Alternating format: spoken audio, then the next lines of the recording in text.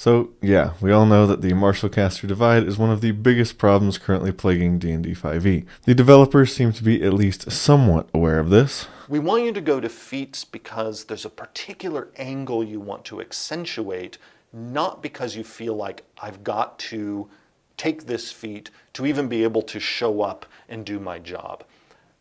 So fear not, people who love playing warriors. There is juicy stuff coming in the classes themselves, and that's where we want you to be able to turn reliably to some options where you will be dishing out the damage. Or are they? We realize the lightly armored feat really should be first level, but also we made it better. Yeah. That feat now gives you proficiency with light armor, medium armor, and shields. And our reason for buffing up that feat in that way is you can, if you multi-class, get all those proficiencies by taking one level in certain classes. Yeah. Breaking them up the way we had previously was simply too punishing.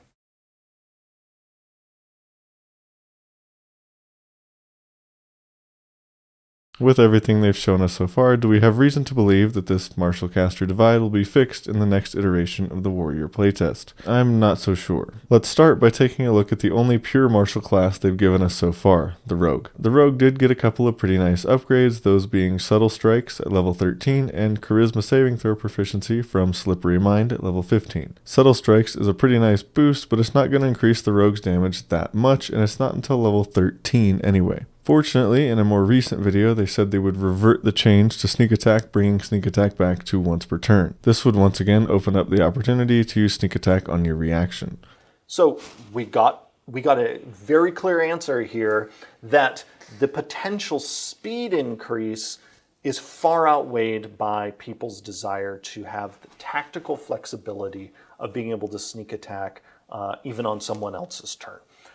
Something absolutely that we can restore in the next version of the rogue. Which is great, but even with that and subtle strikes, that just leaves rogue pretty close to where they started in 5e. Right next to the dumpster that the monk is sitting in. So, the rogue still needs some work, but what about the feats and fighting styles we've seen since we already have the paladin and the ranger? Fighting styles are basically unchanged. In terms of damage, archery is still the best, and great weapon fighting is still the worst. Polearm master still functions pretty much the same in terms of sustained damage, and I imagine crossbow expert will as well once clarified.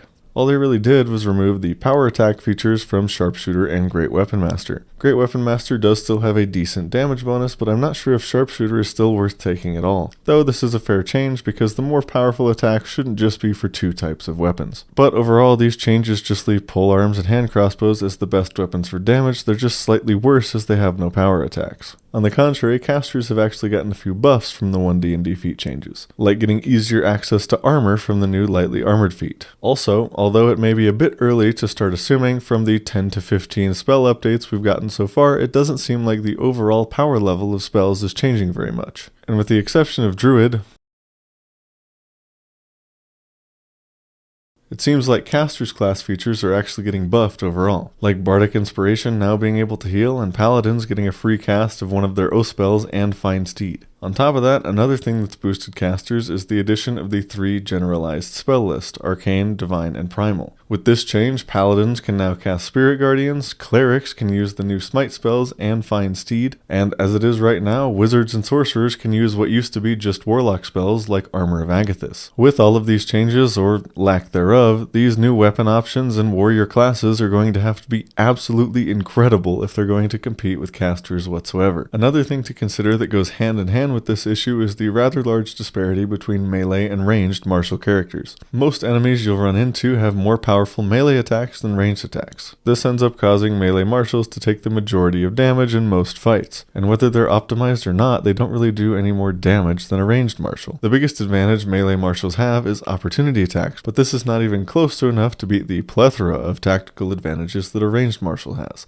This is also something that needs to be addressed if we want a balanced game where all types of characters are viable. So, what should those changes be? After all, it's only fair that when you give criticism, you also give a way to fix it. Here are some of the potential fixes I've seen online or thought of personally. In terms of the martial caster divide, there's a few things they could do. The extremely obvious being buffing martial damage. This really only bridges one gap. Casters would still have way better utility and control options and things like that, but this would be a good start. They could also buff martial defenses, but once again, that just fills one gap. Another thing they could do, and I think the most important, is to give martials more features and more features that scale with their level like spells do. This would help them come closer to the amount of options and scaling that spellcasters get. And they also need to make sure that those features are powerful enough in the first place to compete with an equivalent level of spell. A great example of where they didn't do this in the current game is Hypnotic Pattern versus Stunning Strike. Assuming your strike class, both of these are unlocked at 5th level by the monk and various spellcasters respectively. Both of these are limited resources and will likely end up hitting multiple targets. The monk has to hit with an attack roll and the enemy has to fail a constitution saving throw and they're stunned for 1 round. And on top of that, the monk is in more danger because they have to be in melee. And on the contrary, the caster can cast Hypnotic Pattern once from a distance, and on a failed wisdom saving throw, they're incapacitated for a minute. Probably the craziest part is that a lot of people think Stunning Strike is overpowered, and they have no problem when their wizard takes Hypnotic Pattern or Fear or something like that. And with that said, I think a obvious final option would be nerfing spellcasters or nerfing certain spells, but personally, I'm not a huge fan of that. I think a few problem spells could probably be nerfed, but I think overall we should be buffing the martials to the caster's level. And then for the possible fixes of the melee versus ranged martial disparity, the first thing they can do is give melee damage something over ranged damage. It doesn't necessarily have to be extra hit damage, though that could be it. It could be things like new conditions, buffing the current conditions like grappling,